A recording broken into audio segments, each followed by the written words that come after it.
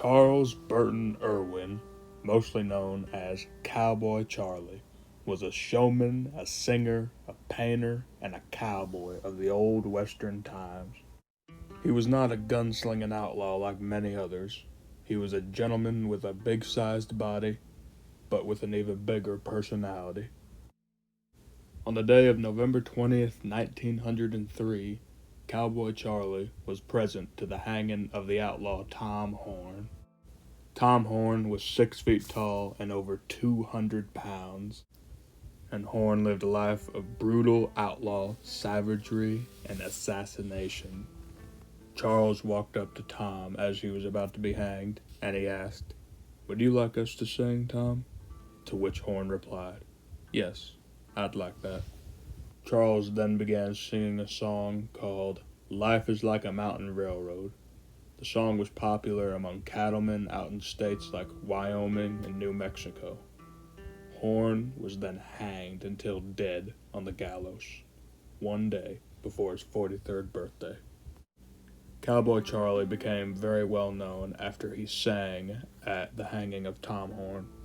In his later years, he hosted Wild West shows on the open range and on stages. As a result of his notoriety, he could capitalize on it. And he owned 2 horses, one named Steamboat and the other named Teddy Roosevelt. He was one of the most well-known showmen as a result.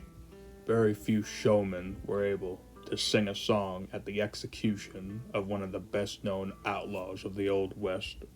Cowboy Charlie stayed a showman for a long time until the day of July 20th, 1917, when his only son, Floyd Irwin, tragically died in a roping accident while cowboy performing.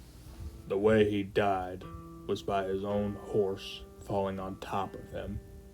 He was 22 years of age.